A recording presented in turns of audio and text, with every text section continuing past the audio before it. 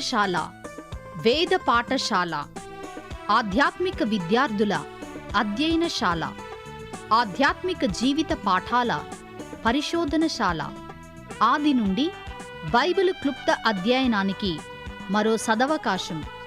సార్వత్రిక సంఘ అభివృద్ధి కోసం అందరికీ అందుబాటులో నిర్వహించబడుతున్న ఆదర్శ పాఠశాల.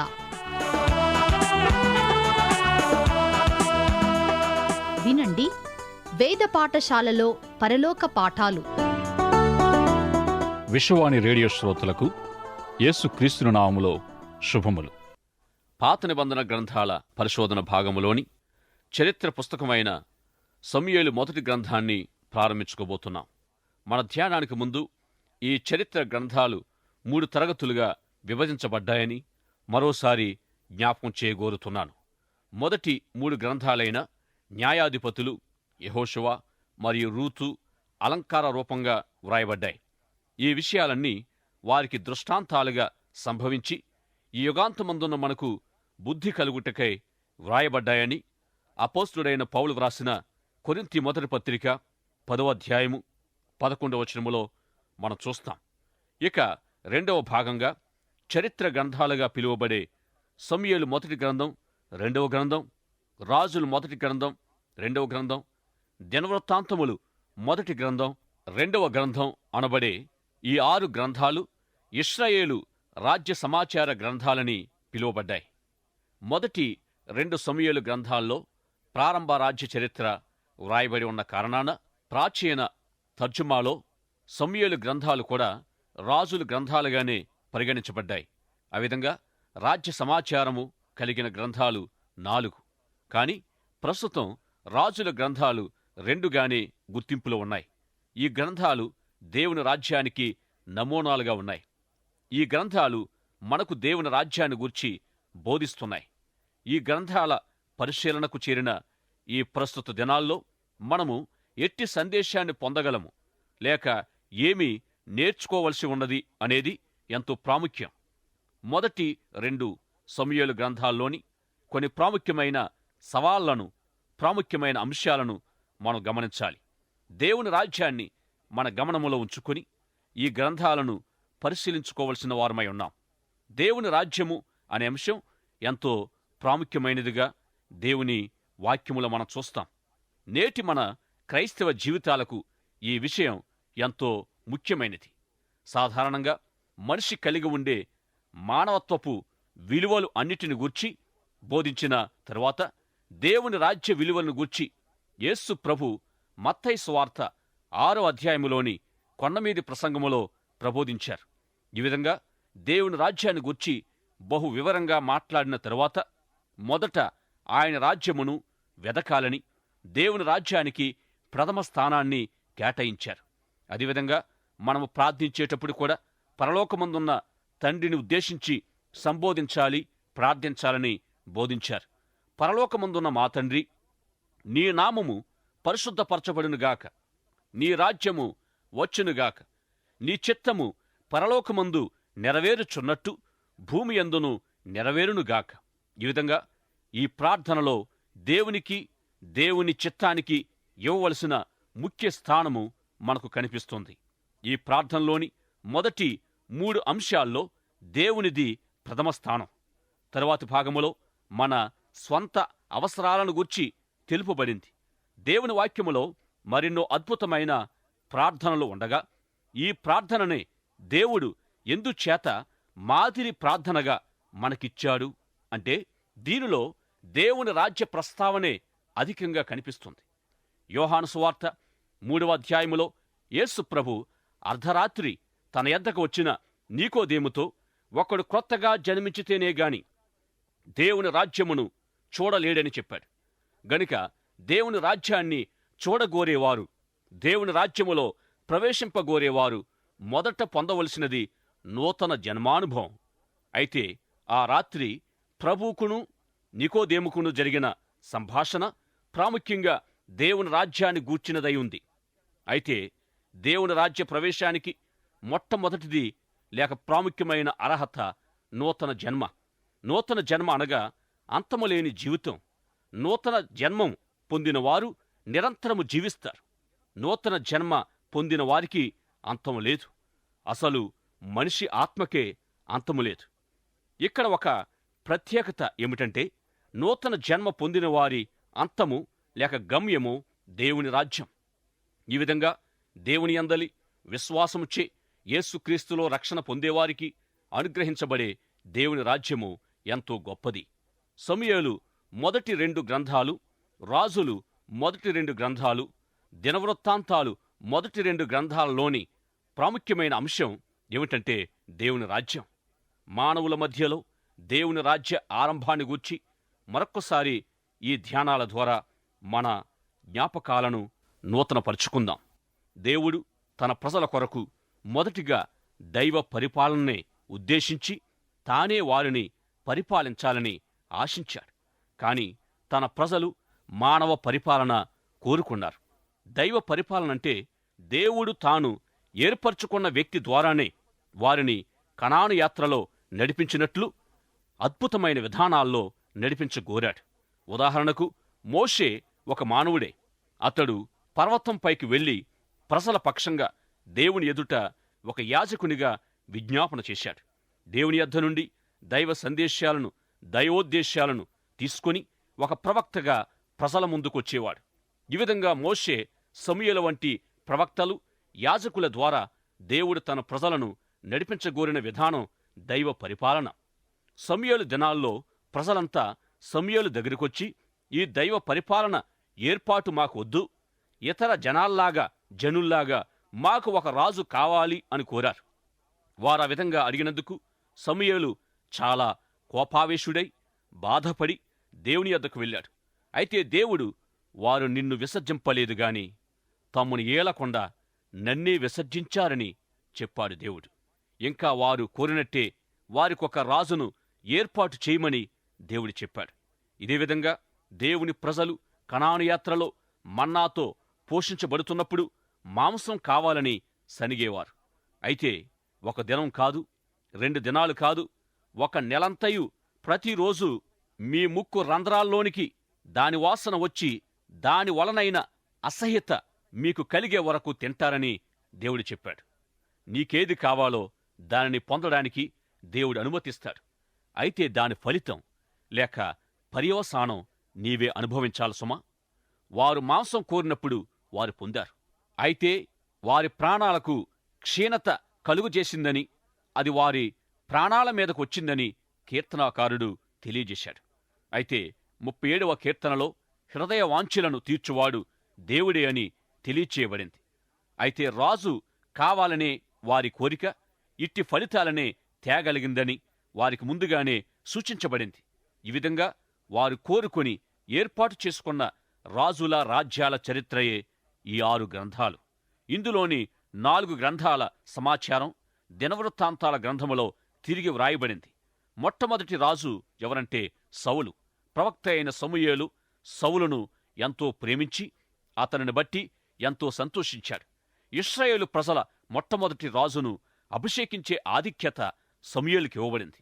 మోషే సమూయేలుల వలె సౌలు ఒక యాజకునుల ప్రవక్తగా వ్యవహరించబోయినందున దేవునికి సౌలు అవిధేయుడై త్వరలోనే విసర్జించబడ్డాడు. మోషే సమూయేలులు దేవుడు చెప్పినట్టు చేశారు. సౌలైతే దేవునికి విధేయుడు కాలేదు. అతడు దేవుని ఉద్దేశాల్ని నెరవేర్చలేని కారణాన దేవుడు అతను తొలగించి తన హృదయానుసారుడైన మరి ఒకనికి తన రాజ్యాధికారం ఇవ్వనున్నట్టు చెప్పాడు. ఎవరైతే దేవుని చిత్తాన్ని నెరవేరుస్తారో వారి ద్వారానే దేవుడు తన కార్యాలు జరిగిస్తాడు. అధికారులు, నాయకులు, రాజులు అందరూ ఆయన చిత్తానికి లోబడేవారిగా ఉండాలి. అట్టివారినే దేవుడు ఇష్టపడతాడు. ఇశ్రాయేలు రాజ్యములో రాజు విధేయుడైన అవిధేయుడైన అక్కడ ప్రవక్త, యాజకుని జోక్యం కనబడుతుంది.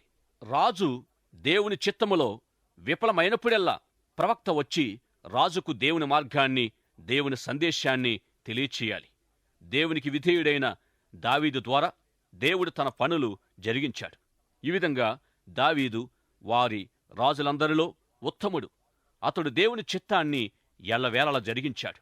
తరువాత రాజైన సొలొమోను దేవునిచే వాడబడేవానిగానే కనిపిస్తాడు గాని అతడు 300 ఉపపత్నుల్ని 700 భార్యల్ని చేసుకోవడంతో వారు అతని హృదయాన్ని త్రిప్పివేసినప్పుడు అతడు దేవుని నుండి తప్పిపోయాడు.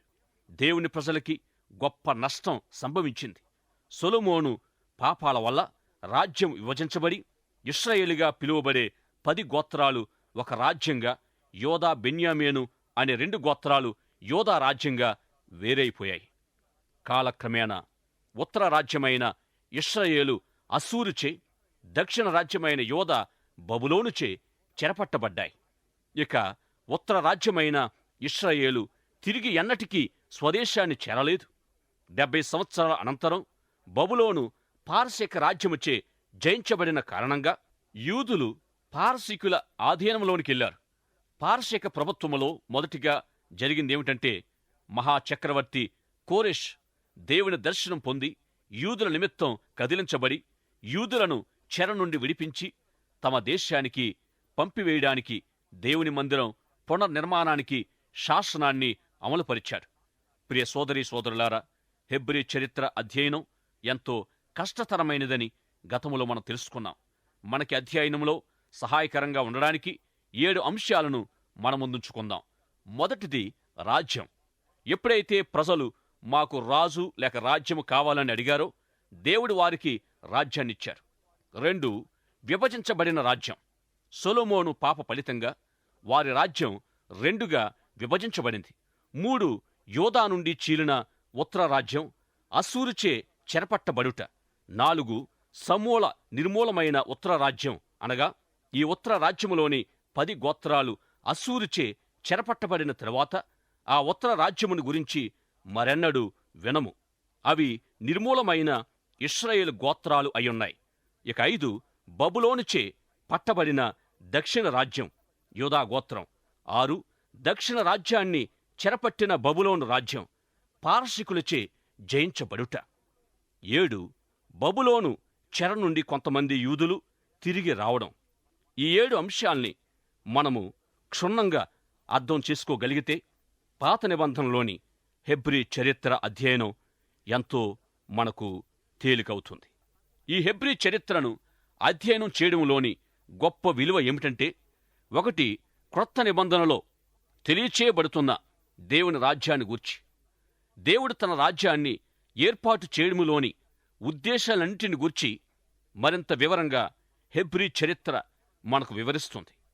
వారి రాజులు, రాజ్యాలు మొదటిగా తీసుకువచ్చిన పరిణామం ఏమిటంటే, ఐక్యంగా ఉన్న 12 గోత్రాల రాజ్యములో చీలిక ఏర్పడడం. కాలక్రమములో చీలిన 2 రాజ్యాలు మరో 2 శత్రు రాజ్యాలచే చెరపట్టబడడం. ఈ కారణంగా 400 సంవత్సరాలు నిశ్శబ్ద స్థితి లేక అంధకార స్థితి ఏర్పడింది. ఈ 400 సంవత్సరాల కాలములో వారికి దేవోక్తి, దేవుని దర్శనం లేదు. తిరిగి ఈ 400 సంవత్సరాల అనంతరం వారు కఠినమైన రోమనుల బానిసత్వములోనికి వెళ్లారు. యెషయా ప్రవచించిన బాప్తిసమిచ్చు యోహాను యొక్క క్రీస్తు సువార్త స్వరము అరణ్యములో నుండి బయలుదేరే వరకు 400 సంవత్సరాల చీకటి లేక నిశ్శబ్దం కొనసాగింది. మెస్సియా రాకతో ఆ అంధకారం లేక ఆ నిశ్శబ్దం ఛేదించబడింది. యోహాను మరియు మెస్సియా ప్రకటించిందేమిటంటే, దేవుని రాజ్య సమాచారం. వారు ప్రకటించిన ఆ సమాచారం యొక్క అర్థం ఏమయ్యుంది అనగా, అది వింటేనే బోధపడుతుంది. దేవుని రాజ్యమంటే భౌగోళికమైనది కాదు, భూసంబంధమైనది కాదు, చారిత్రాత్మకమైనది కాదు, గాని మొదటిగా పరసంబంధమైనది, ఆత్మసంబంధమైనది. గతించిన కొన్ని 100 సంవత్సరాల విషయం ఒక్కసారి అలా పెట్టి, ప్రస్తుతం ఏ పురుషుడైనా, ఏ స్త్రీ అయినా, ఏ బాలుడైనా, ఏ బాలికైనా ఎవరైతే యేసు ప్రభువును తమ హృదయాల్లో ప్రభువుగా, రాజుగా అంగీకరిస్తారో అట్టివారిలోనే దేవుని రాజ్యం నిర్మించబడుతుంది. మానవులలో దేవుని రాజ్యం అనేది వ్యక్తిగత సమర్పణపై ఆధారపడి ఉంది. ఈ విధంగా యేసుక్రీస్తు ప్రభు యొక్క పరిపాలనను, ఆయన అధికారాన్ని ఎవరైతే అంగీకరిస్తారో వారు దేవుని రాజ్యములో ప్రవేశించిన వారే. ఇదే సత్యాన్ని ప్రభు తనను దర్శించిన నికోదేముకు వివరించారు. ప్రభువును తమ రక్షకునిగా అంగీకరించడం ద్వారా మారు మనసు మరియు నూతన జన్మ అనుభవాన్ని ఎవరైతే పొందగలరో వారే దేవుని రాజ్య ప్రవేశానికి అర్హులు. ఆయనను తమ రక్షకునిగా ఒకరు ఎప్పుడు అంగీకరించగలరు అంటే, కొరింథీ మొదటి పత్రిక 12వ అధ్యాయము 3వ వచనములో పౌలు చెప్పినట్టుగా, పరిశుద్ధాత్మ వలననే యేసుక్రీస్తును ప్రభువని ఒప్పుకోగలం, చెప్పగలం. ఈ విధంగా రక్షణ అనేది పరిశుద్ధాత్మ దేవుని కార్యం మాత్రమే. యేసుక్రీస్తును తమ ప్రభువుగా రక్షకునిగా అంగీకరించిన వారు తమ జీవన వ్యవహారాల్లో అంటే సంబంధ బాంధవ్యాల్లో, తమ కష్టార్జితము లేక డబ్బు వినియోగపరిచే విషయాల్లో, తమ శక్తి సామర్థ్యాల్ని ఉపయోగించే విషయాల్లో, జీవిత సందర్భాలన్నిటిలో ఎంతవరకు ఆయనకు ముఖ్య స్థానాన్ని ఇవ్వగలమో అనే దానిని బట్టి ఆయన అధికారాన్ని, ఆయన ప్రభుత్వాన్ని ఎంతవరకు అంగీకరిస్తున్నామో కూడా తెలుసుకోవచ్చు. నిజంగా ఇత్యాది విషయాలన్నిటిలో ఆయనకు ముఖ్య స్థానము మనలో ఉందా? అనేకులు ఆయనను ప్రభువని, దేవుడని ఎన్నో విధాల ఆయన గూర్చి మాట్లాడి అభినందిస్తూ ఉంటారు. కాని వారి జీవితాల్లో ఆయనకు స్థానం ఉండదు. ఆయనే రక్షకుడని చెప్పినప్పుడు కావచ్చు అనో లేక సరే అనో అవుననో చెబుతారు. కాని ఎంతకీ రక్షణ కార్యాన్ని ఆయనకు తమలో అవకాశం ఇవ్వరు, తమలో స్థానము కల్పించరు. ఒకవేళ ఆయన ప్రభుత్వాన్ని, అధికారాన్ని సంపూర్ణంగా అంగీకరించలేకపోయినప్పటికీ ఎక్కడైతే ఆయనతో సరైన సంబంధం కలిగి ఉండాలో తెలుసుకొని అక్కడ నుండి ఆయనతో సహవాసము ప్రారంభించినప్పుడు జీవితంలోని మిగిలిన భాగాలన్నింటినీ ఆయనే సంపూర్ణపరుస్తాడు, పరిపూర్ణపరుస్తాడు.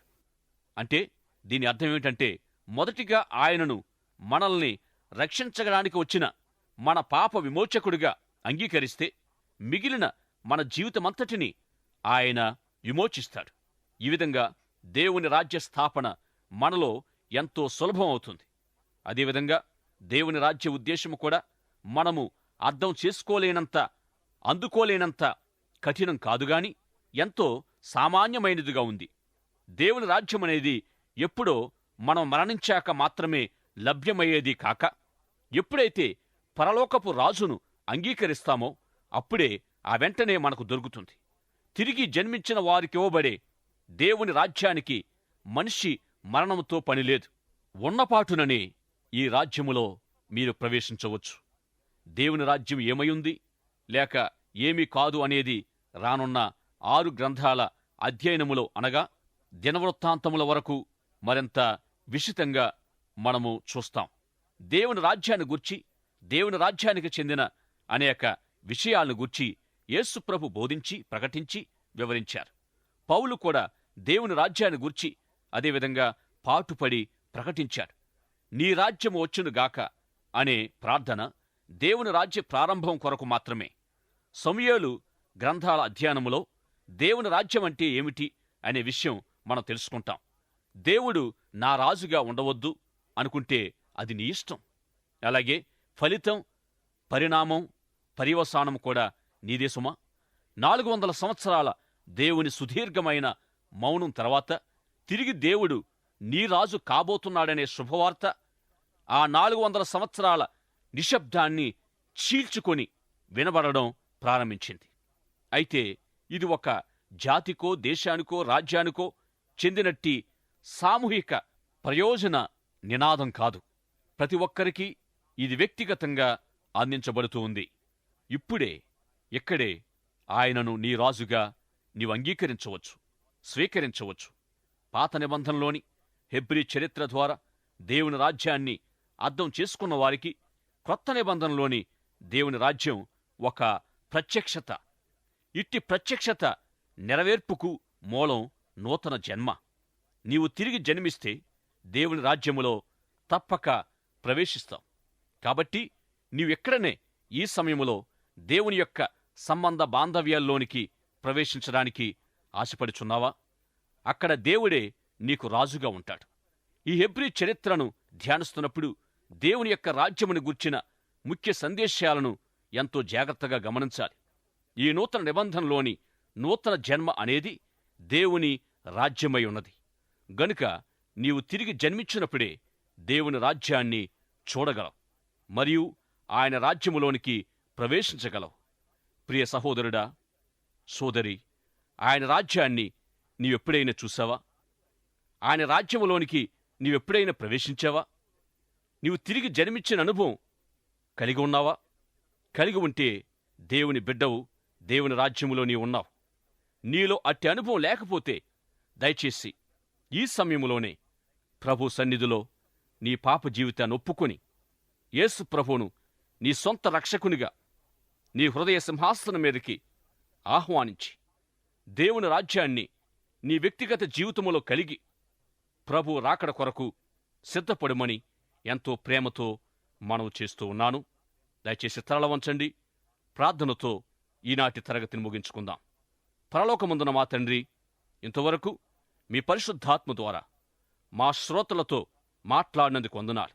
ఈ సమయములో ఎందరూ శ్రోతలు తమ పాపాలు మీ సన్నిధిలో ఒప్పుకొని పరలోకపు రారాజుగా మీ ప్రియకుమారుడైన యేసు ప్రభువును అంగీకరించుచున్నారో, ఆహ్వానించుచున్నారో వారిలో మీ రాజ్యాన్ని ఇప్పుడే స్థాపించుమని, మీ వారసులుగా అంగీకరించుమని ప్రార్థిస్తున్నాం. ఈ సమయంలో ప్రత్యేకముగా బలహీనుల కొరకు ప్రార్థిస్తున్నాం. ఎందరో మా శ్రోతలు ఎన్నో బలహీనతల చేత లేవలేని స్థితిలో కృంగిపోయి ఉన్నారు. వారి కొరకు ప్రత్యేకముగా ప్రార్థిస్తున్నాం. మీ స్వరాన్ని విన్న ప్రతి శ్రోతను దీవించుమని యేసు నామములో ప్రార్థిస్తున్నాము పరమ తండ్రి. ఆమెన్.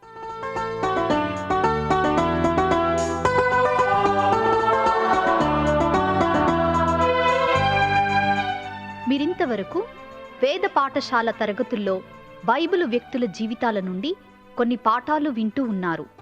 ఈ ఆధ్యాత్మిక పాఠాలు మీ వ్యక్తిగత కుటుంబ జీవితాలకు ఎంతో సహాయపడగలవని భావిస్తున్నాము. మీరు పొందిన మేలులు మాకు వ్రాయండి. మా అడ్రస్: వేద పాఠశాల, విశ్వవాణి, తపాలా సంచి 4, సికింద్రాబాద్ 500017. మా అడ్రస్ మరొకసారి: వేద పాఠశాల, Vishwavani, post box number 4, Secunderabad 500017.